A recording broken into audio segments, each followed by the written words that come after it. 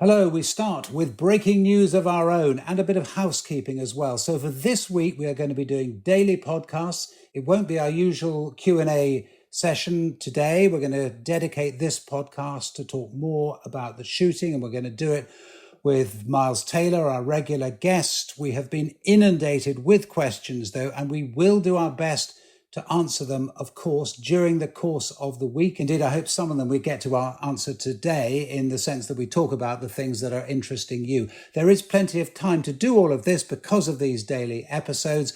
I should add as well, we're also at the Republican convention in Milwaukee. Of course, we're going to follow all the twists and turns of that race, the speeches, if there are more than one that come from Donald Trump, the announcement of the vice presidential candidate, etc., etc.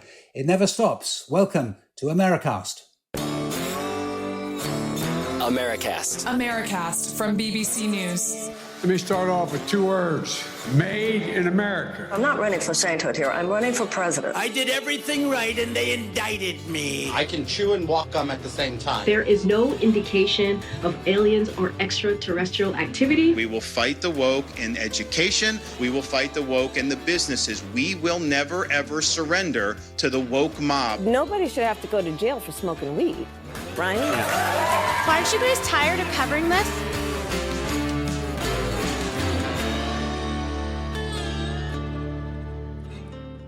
Hello, it's Justin in London, and joining me right from the start, Miles Taylor. Particularly good to have you in this edition, Miles, because of your particular expertise, which we forget sometimes when we're talking to you, but you were Chief of Staff at the Department for Homeland Security for the Trump administration. So in both of those senses, you are exactly the right man, and hello to you.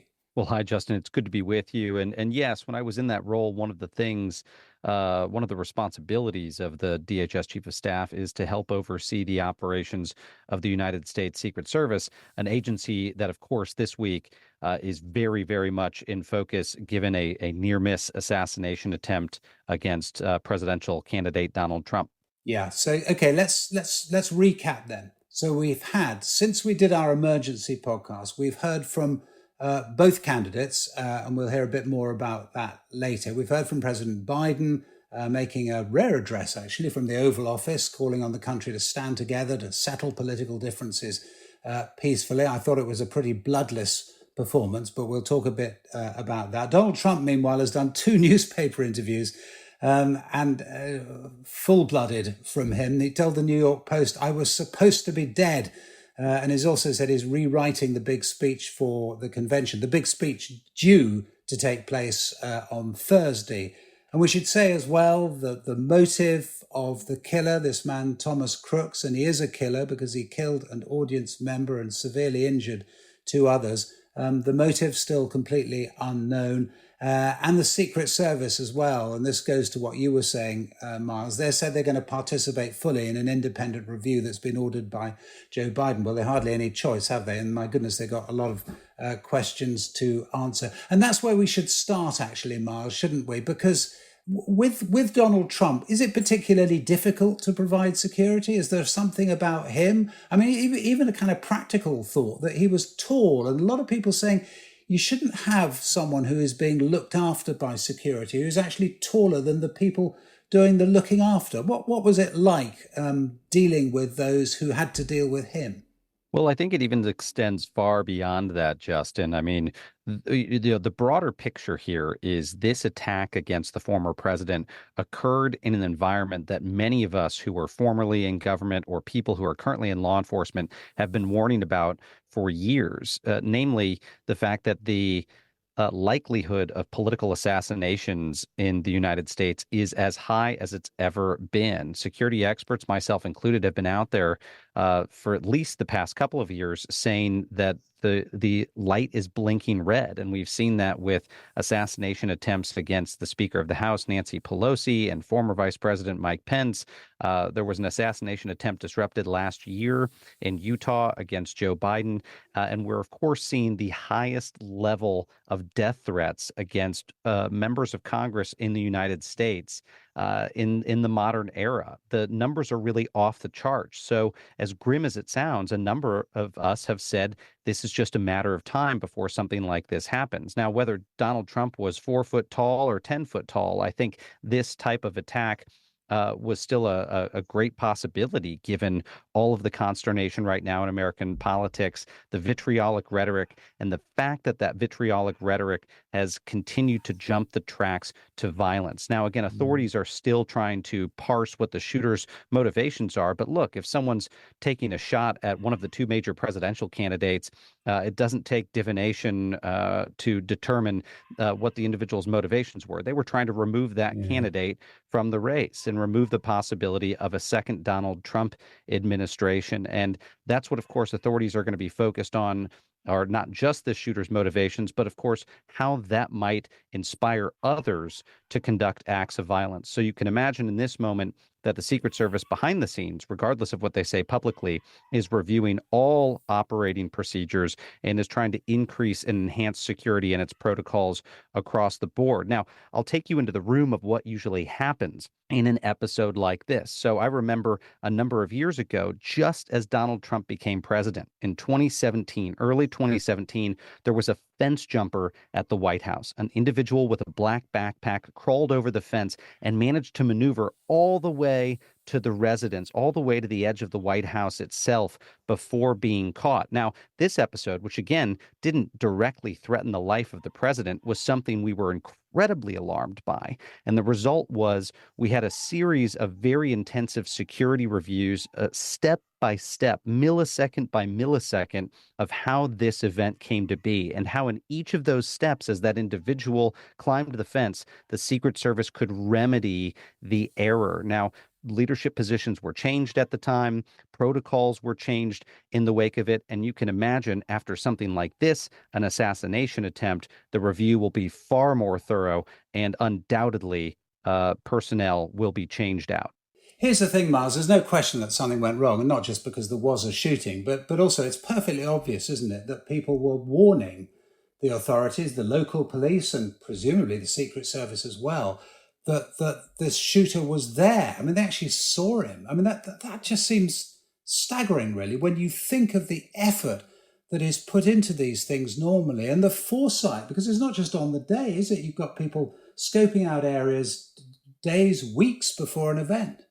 Well before an event, Justin, every single event that a protectee of the U.S. Secret Service does has a team that goes out ahead of time called an advance team. And what an advance team does during these site security visits is looks at every possible avenue to introduce a threat against their protectees. So they would have shown up at this location in advance. They would have looked at different things like rooftops and trees in different areas that needed to be secured to make sure they could deploy personnel on that outer security perimeter to monitor all of those vulnerabilities. That should have absolutely included persistent and continuous coverage of those rooftops. Now, clearly that was missed. Clearly there was a gap in security there, and it is extraordinary when you think of the scope of it. The U.S. Department of Homeland Security that I helped run is a $60 billion government agency, and now with this event, this is now a pattern of the past couple of years of some major gaps. You think back to the January 6th insurrection, the Department of Homeland Security, just like this assassination attempt, had received a lot of warnings about violence at the United States Capitol, the possibility that something might happen, and the Department of Homeland Security failed to respond in a timely manner. And of course, we saw the United States Capitol overrun by these rioters, by insurrectionists. Yeah. Fast forward to this assassination attempt, even before the day, like I said, there have been a lot of folks sounding the alarm about enormously increased risk against these candidates and against public officials. It does not seem like those protective measures were put in place to meet that threat. And then, as you note, Justin, in the moments before the attack, we have video now that shows people screaming from the ground, pointing at the shooter, trying to get the attention of law enforcement to say there was a man on a rooftop with a gun. Now, it sounds like from early reports, the way Donald Trump moved his head is what saved his life. And seconds later, Secret Service snipers appear to have engaged the target. But that's far too close for comfort for anyone. And it does indeed signal security gaps that our leaders should be worried about. And this is something that Joe Biden, in addition to being a candidate in this election, needs to focus on as president at the moment, is directing his Department of Homeland Security to undertake a major review and remedy those deficiencies before this election has been carried out. Yeah, but the problem is, though, and here's the thing that a lot of Republicans are bringing up, they say not only is the threat level higher, but also the organization itself, the Secret Service, they say has been damaged. Now, I mean, I've been, you've been in charge of these people, and I've actually seen them on the ground. And I mean, I think both of us would say that we associate the Secret Service with brutal efficiency, actually, generally speaking. And I must say, from afar, looking at those pictures, it didn't look the kind of organized, joined up body that I'm used to seeing in the field. And I saw in the field, not only in the United States, but all over the world. Well, I would draw a distinction between the agents of the Secret Service and a very broken bureaucracy. Now, I've spent a lot of time with people who run the Presidential Protective Detail and the Vice President's Detail, and spent every day, in fact, with Secret Service agents who were protecting my boss, the Secretary of Homeland Security. And I will say these are patriots. These are individuals that are dedicated and exceptionally well trained. But they work inside a bureaucracy that for many, many years has been deemed to be quite broken. I remember 10 years ago when I was working on Capitol Hill, and we undertook a review of the Secret Service because of an incident in Cartagena, Colombia. Some listeners will remember that there was a number of folks in the Secret Service who had gone to a site visit in advance of President Obama's visit down in Colombia and slept with prostitutes. And there was an ensuing crisis afterwards that pointed to all sorts of leadership failures in the Secret Service. But in the wake of that incident and in the years since, there have not been the dramatic reforms that Secret Service agents have called for. And Justin, I will point out what I think is perhaps the biggest problem inside that bureaucracy, a very obvious distraction, which is that the Secret Service is an agency that has a dual mission. One is to protect those top officials like the president and the vice president and top cabinet secretaries. And then almost inexplicably, a second mission focused on cybercrime and financial crime. So you have these agents who go sometimes on duty for a year or two protecting the president, and then they go off to a field office and they act as a detective or a cybercrime investigator, and they're not working on the skills that are needed to protect a very important person. And this dual mission is a legacy. It's a legacy from years ago when the Secret Service was tucked in the Department of Treasury, but it means you've got these agents that are toggling every day in their jobs between two very, very separate and totally unrelated missions. And the end result often can be a lack of preparedness and distraction.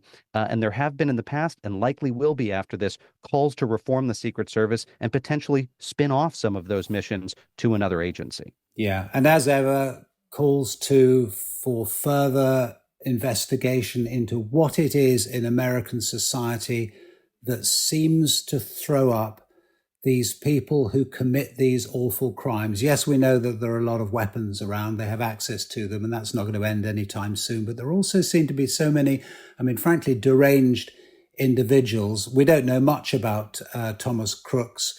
What we do know, though, is a little about him that's come from his classmates who've been talking to our colleagues at the BBC.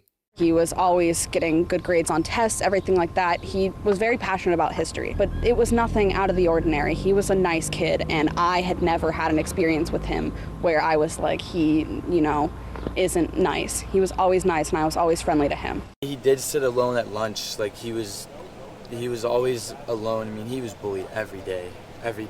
Like, you could look at him and you would be like, something's a little off. That's how I could describe it. God, Miles, you listen to that and you think we really have heard all of this before, haven't we? We have, Justin. I mean, we've seen lone wolf attacks across the United States, shootings in schools, shootings at music festivals. But I think what's different in this moment is in this age of social media and political vitriol, lone wolves are not alone anymore. They have a digital wolf pack behind them, instigating them to violence, encouraging them to pursue the means. And that's something that we're seeing in the United States right now.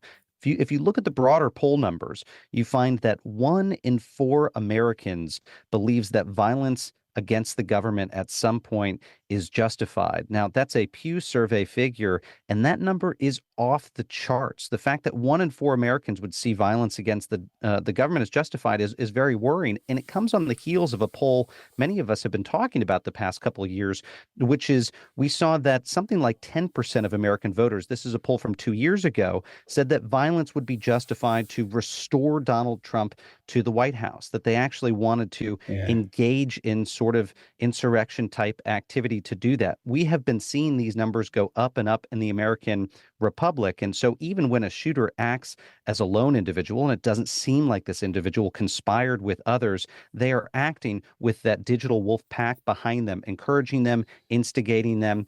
And again, it's that vitriol that's leading to violence in the United States that law enforcement is especially worried about, and of course, which appears to have played out in this assassination attempt. Yeah.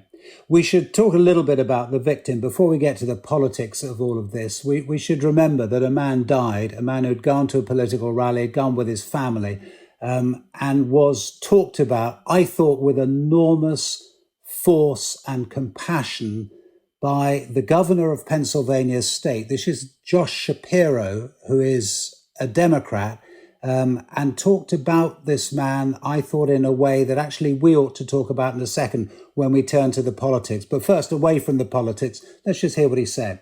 I just spoke to Corey's wife and Corey's 2 daughters. Corey was a girl dad. Corey was a firefighter. Corey went to church every Sunday. I asked Corey's wife if it would be okay for me to share that we spoke. She said yes. She also asked that I share with all of you that Corey died a hero. That Corey dove on his family to protect them last night at this rally. Corey was the very best of us. May his memory be a blessing. Miles, the thing that went through my mind when I listened to that is that Americasters are often asking us, if Joe Biden were to step down, who are the other candidates? Are they any good? Are there decent people who could do the job? Are there people who are convincing and presidential and all the rest of it? Well, there's your answer, I reckon, because Josh Shapiro is one of those potential candidates. And I just thought, I mean, compared with what Joe Biden said, that kind of bloodless Oval Office thing, I just thought, didn't you, that he just kind of caught the moment in a way that the best American presidents do as comforter in chief to the nation. Governor Shapiro absolutely met the moment. And I would agree with you, Justin. It stood in contrast to the Joe Biden we saw in the Oval Office on Sunday night, who seemed rigid, who had the same affect that he had in the debate, a detached nature. He did not connect with the American people. But you did see the governor do that. And the governor do what we would want any human being or leader to do, is express deep empathy for this individual who was the victim in the attack. It was human. It was real. It had politics divorced from it. And frankly, it was an example of what a lot of our political leaders are saying right now, which is that we have to tone down the rhetoric. We have to return to our common unity. And Josh Shapiro showed that. Now, for Democrats who are thinking about who within the party could rise to this moment of crisis, they may well think to the governor of Pennsylvania, who is, again, leading in one of the key swing states of this election and is considered a Democratic centrist. So I would agree with you, Justin. I think that calls for Shapiro to potentially join the ticket in some way, shape, or form. If that happens, will continue to grow in the lead up to the Democratic convention in August.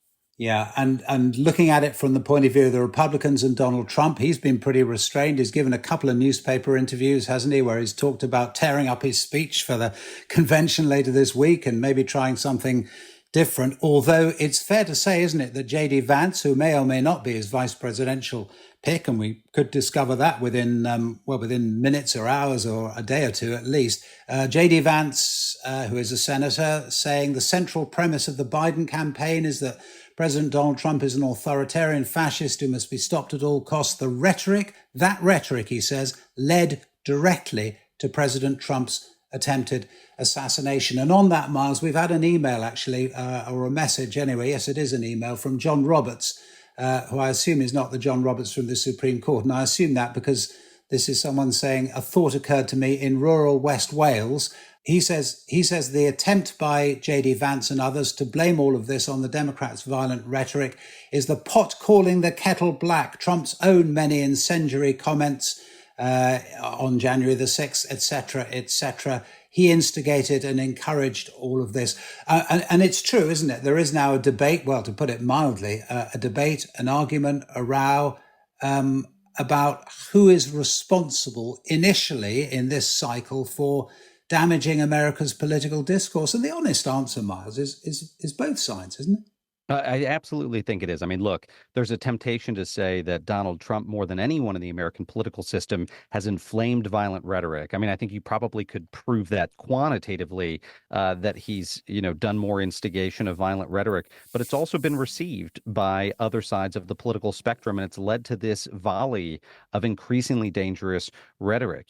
I often point to the years before Donald Trump became president of the United States to try to find some numbers to anchor this to and what the threat level looked like. And if you go back to 2015 and 2016, we had about 1,000 death threats to U.S. members of Congress in that 1-year time period.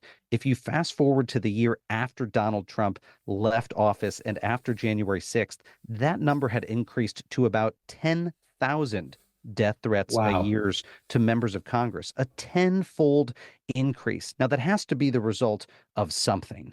And part of that was the rhetoric we were seeing from the Trump administration. Part of it was the rhetoric you were seeing in response to the extraordinary events of January 6th. And since then, the temperature has not gone down substantially. Now, in the wake of this attack, you're right, Justin, I think it will play into Donald Trump's vice presidential selection. But I think even more materially, I think it's possible that the former president had in his mind someone who would be vice president, and maybe because of this event, changed who that selection was. Now, I don't know that for sure, but it's the type of thing that might lead a candidate to pick someone who would be a better fit in this time of crisis. Now, I will just say, and this is speculation, but J.D. Vance was a former United States Marine.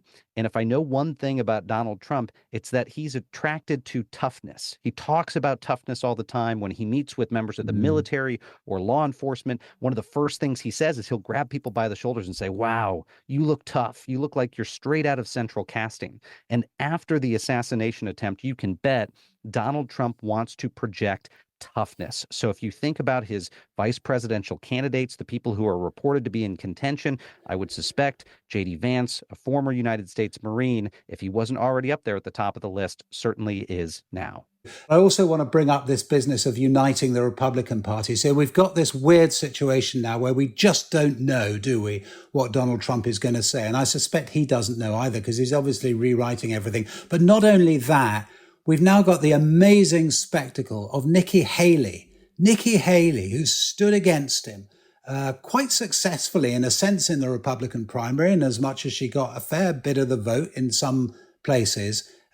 Really annoying to him. He couldn't stand being stood against, couldn't stand her, although she once worked for him very closely. Now suddenly Nikki Haley, back at the convention, invited to speak. And you think of what she stands for when it comes to standing up to Russia and standing up to China and that whole kind of almost neocon attitude to the world that he absolutely rejects, and his supporters do too. What the heck, Miles, is going on? People talk about how Abraham Lincoln, after he won, assembled a team of rivals in his cabinet. He took the people who ran against them and, as a show of unity, brought them into his administration. Donald Trump has a little bit of a different view. I would think of it as a cage of rivals. After he won in 2016, he wanted to go take people he knew potentially represented a threat to them or opposed them and consider how to co-opt them and bring them into his orbit. You saw that as he went and sat down with Mitt Romney, a very vocal critic of Donald Trump. And back in the day, he thought about him to be U.S. Secretary of State. Fast forward to this moment, Donald Trump is eager to try to take the people who had been his adversaries and get them out there at the microphone, embracing him and endorsing him. And you will see him do that with Nikki Haley. And of course, her supporters, some of whom are vehemently opposed to Donald Trump, will be shocked by this, will be galled by this. But I would say they shouldn't be, because in this moment, especially after the assassination attempt, we are seeing a rush of folks to go out there, like Elon Musk, like some of Donald Trump's other critics, to support him. And I would chalk that up partly to sort of a mob mentality fear, a fear that in this moment where his popularity is sure to wax, that they don't want to be on the wrong side of that. So this rush of endorsements after the assassination attempt against Donald Trump, I think, was very much tied to that, as people who wanted to be on the right side of the man before he's expected to almost certainly increase his bombastic rhetoric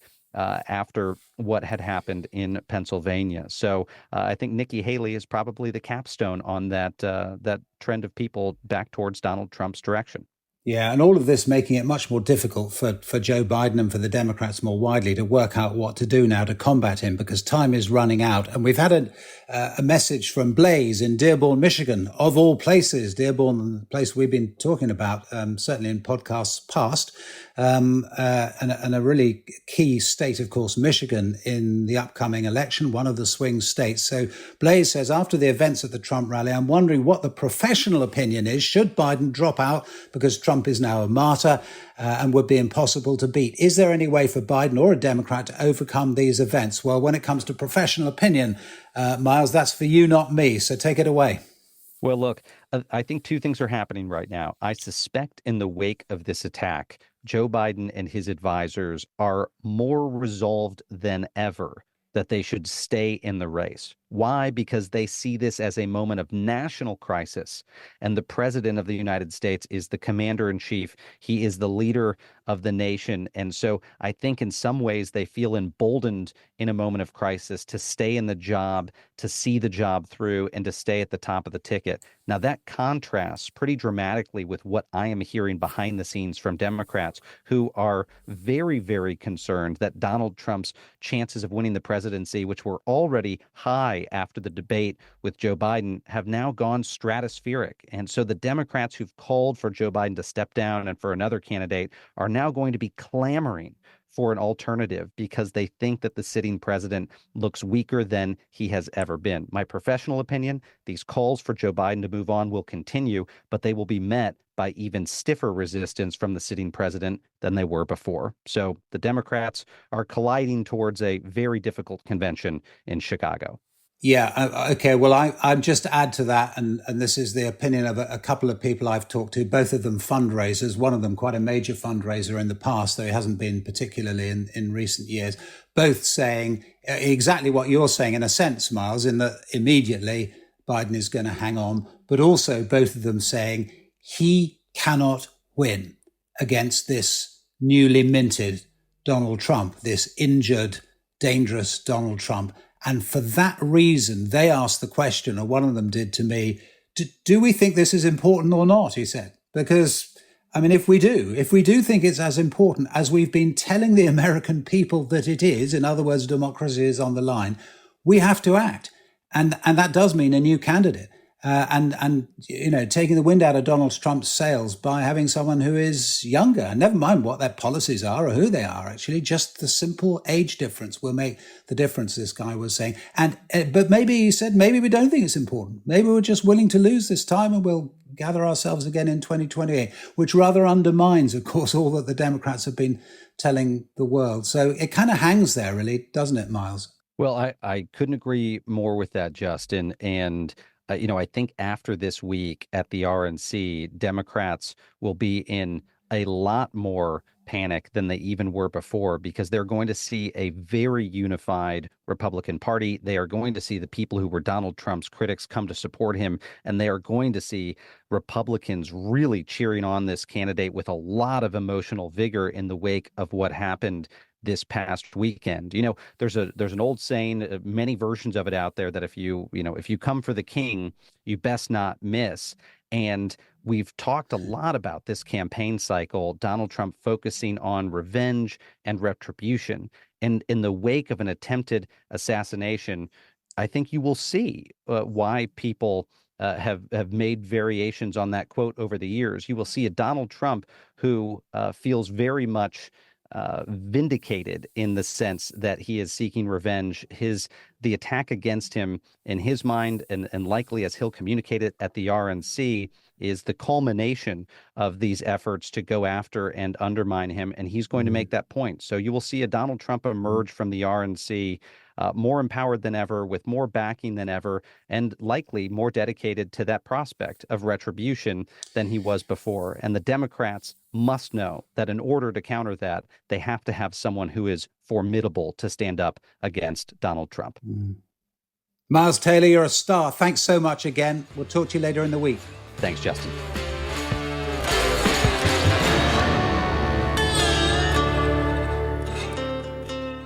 Okay, before we go, we are joined by Anthony, who is at the Republican convention in Milwaukee and has hot news about a court case, or the demise of a court case. The demise of a court case, at least for now. Judge Eileen Cannon, who was the presiding judge over that case against Donald Trump for his handling of classified material after he left the White House, the one where he took boxes of documents down to Mar-a-Lago and didn't return them when asked. That judge has just dismissed the case in its entirety. And what she said in a pretty remarkable ruling was that not the merits of the case, not the evidence wasn't good or anything like that. She said that the special counsel that Attorney General Merrick Garland had appointed, Jack Smith, was unconstitutional. His appointment was invalid because he wasn't appointed by a president and confirmed by the Senate. So basically called into question the legality, the constitutionality of special counsels, full stop. And throughout the case, and I mean, it is a kind of an unusual ruling, but really dramatic. Unusual. Gosh, yeah, that is an understatement. Because, I mean, we should remind people this case, in many respects, I mean, you could say it's not the most serious case against him, because I suppose the January the 6th case is, and the one in Georgia where he's accused of tampering with the election there. But this was, in a sense, regarded by a lot of people, wasn't it, as a bit of a slam dunk, actually, because there isn't any question that he had these documents with him.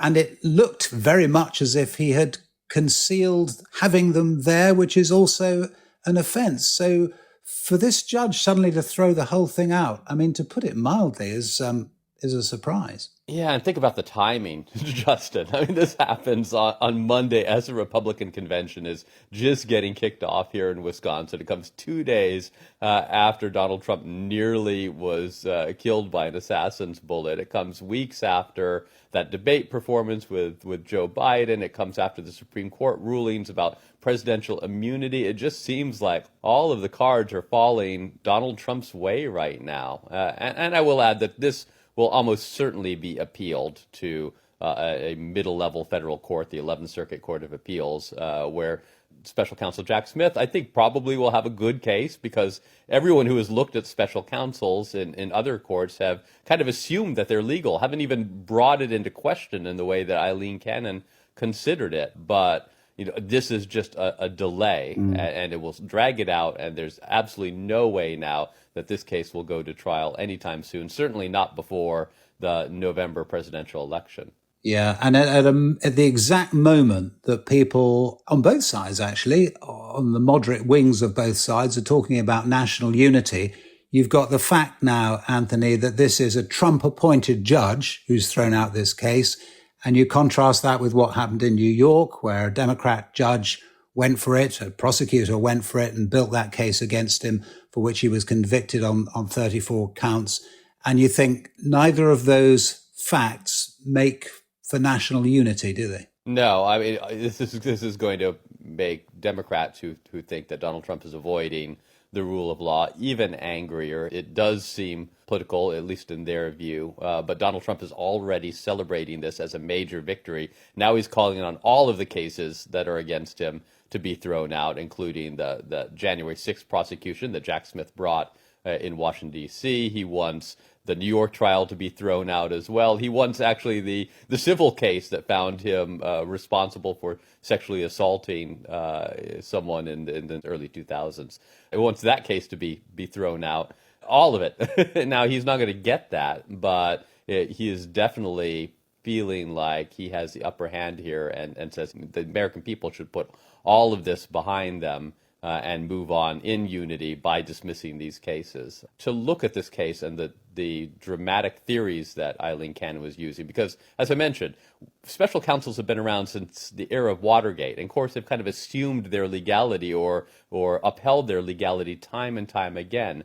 But there were some conservative legal theoreticians who thought that the idea of special counsels, the way they were appointed, because they weren't confirmed by the U.S. Senate, they had too much power. And actually, Justice Clarence Thomas, in an opinion concurring, a joint opinion that was kind of agreeing with the decision in that presidential immunity case, kind of laid out the legal argument for this. So what Eileen Cannon, the presiding judge, seems to have done is look at that Clarence Thomas opinion, taken from it, and used it essentially to stick a knife into this case and into all special counsels from here on out. Anthony, what a week. Thanks. It's only getting started, Justin. And I should add and reiterate, but you'll hear from all of us on the Americast team, ad nauseum, frankly, every day, because there's going to be so much happening in Milwaukee, but also more widely in American politics. So we will bring you a daily podcast now. If in the meantime you have questions, we will get to them. No question about that. It's 44330-123-9480. It's americast@bbc.co.uk. The hashtag is Americast. There is a Discord link in the description. I never know what that means, but I'm sure it makes sense to someone. It certainly makes sense to Mariana, although she's not with us today. You can hear Americast first and in full as a podcast on BBC Sounds. See you all later. Bye-bye. Americast from BBC News.